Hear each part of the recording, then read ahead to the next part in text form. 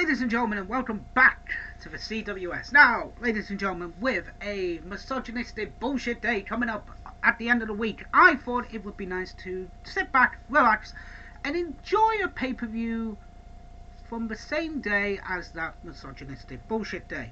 So, ladies and gentlemen, it's February the 14th, 1999. We are in Memphis, Tennessee, and we are here to watch St. Valentine's Day Massacre. So, with two big implication matches coming up for WrestleMania 15 in Rock vs. Mankind in a last man standing match for the WWF Championship, and Austin vs. McMahon in a steel cage to determine who will go to WrestleMania in the main event. Let's enjoy this match. So, our first matchup will be Goldust vs. Blue Dust. Oh boy, let's watch this one. So the opening package was a wonderful interpretation of my lovely Valentine, which was really nice, talking about the feud with Austin and McMahon. And then we go into Goldust versus Blue Dust. I'm very happy this was a quick match, because what can you really do with these two guys? I enjoyed it for the brief minute, 2 minute it was on my screen. It wasn't a great match, don't get me wrong, it wasn't that, but it was a fun match. It was an entertaining match. Goldust gets the win with the curtain call, and then hoofs Blue Dust in the balls with the Shattered Dreams at the end of the, to finish the match up. So this was a match. It wasn't really of note. It was just to tell the story of Goldust and Blue Dust teaming up in WrestleMania 15, I believe, for the tag titles, but I could be wrong on that one. But next up, guys, we have got Al Snow versus Bob Holly for the Hardcore title. Ooh, let's watch this one. So before the match, we had, on Sunday Night Heat, we had Austin and McMahon basically, well, McMahon trying to goad Austin into touching him. If he does, Austin fired. And he spits in Austin's face. I bloody hate that when wrestlers do that. Disgusting. And then Austin just says, "I'm going to wipe the spit off with your blood." Oh, I'm actually looking forward to this match. So then we had Al Snow versus Bob Holly. It's a typical Attitude Era hardcore match, weapons usage. Not the first time we'd see somebody get thrown into a river on WWE TV, ironically enough. But both guys go into the Mississippi River. Bob Holly gets the win. He will turn into Hardcore Holly after this moment. But yeah, the problem I have is Al Snow's shoulder was up for the entire pinfall, so it should have been put down.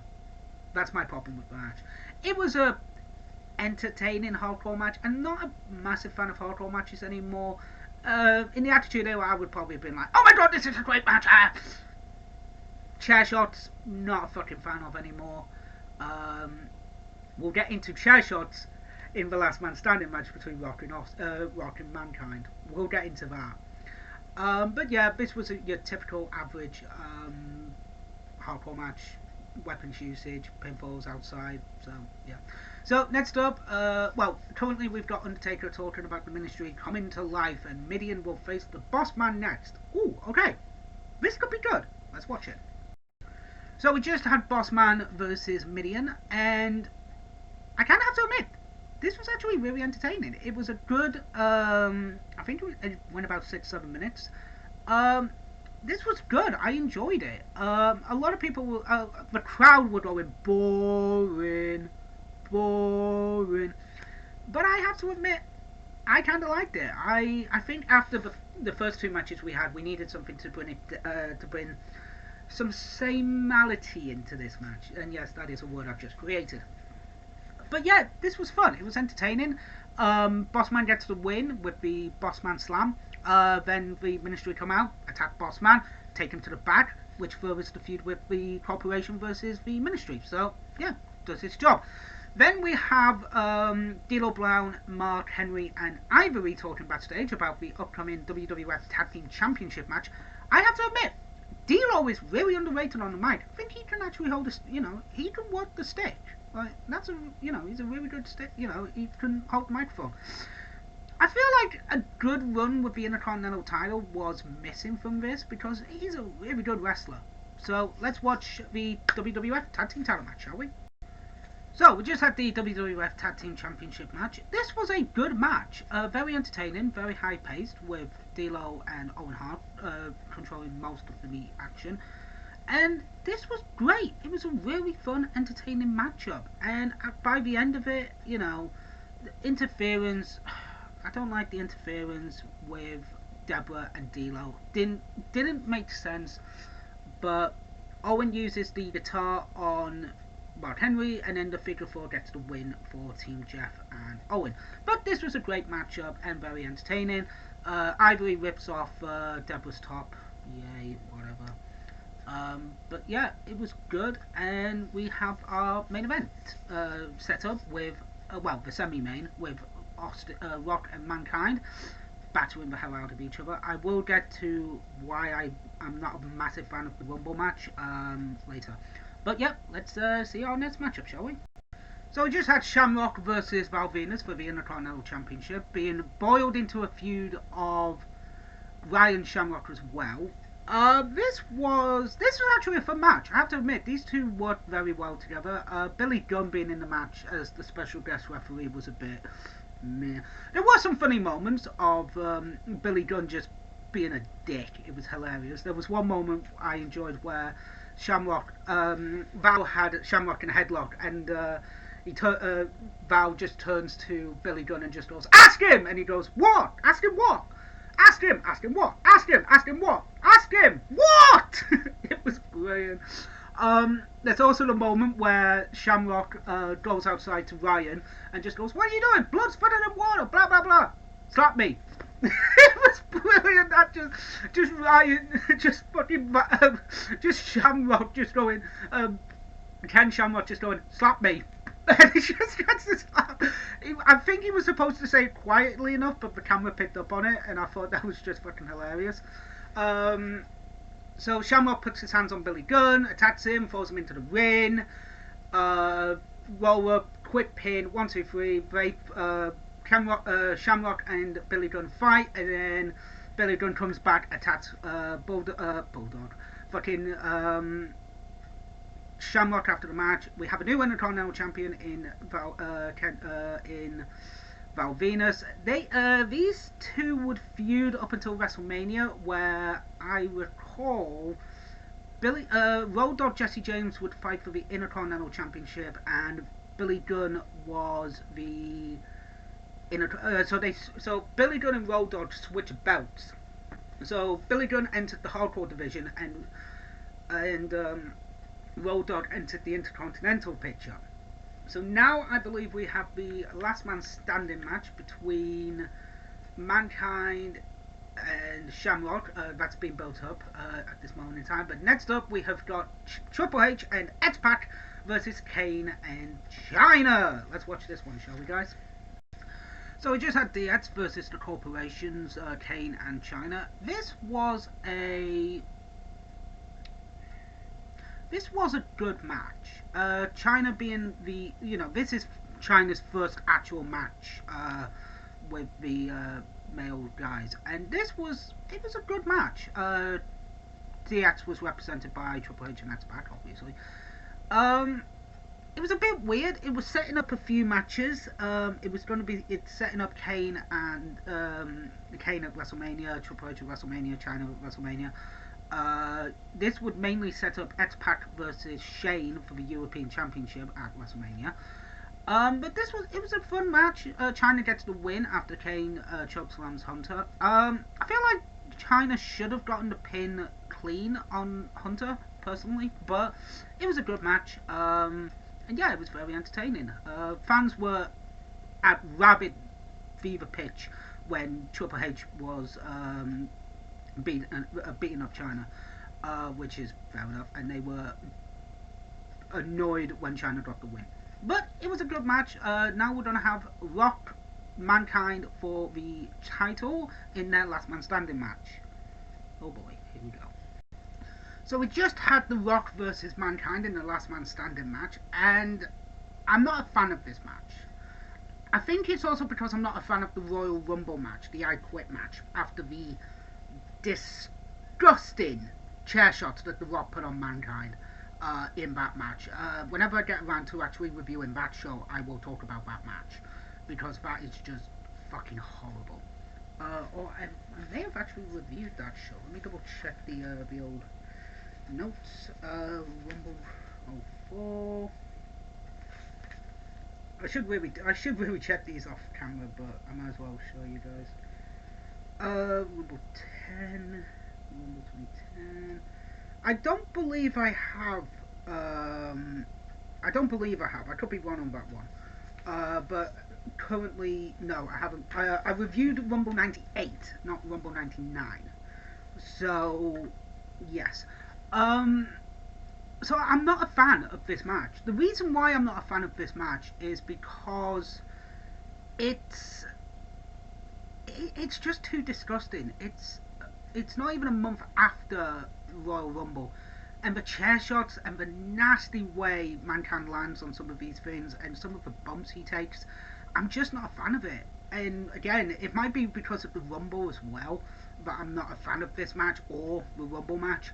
I just thought this was just unnecessary, and the bullshit double count out finish, which would lead to Rock regaining the WWF Championship. So what's wrong with Mankind losing the belt here and then have a bit of a longer title reign going into the Rumble, going into WrestleMania, going into the actual WrestleMania match with, spoiler alert, Austin, as you already know probably.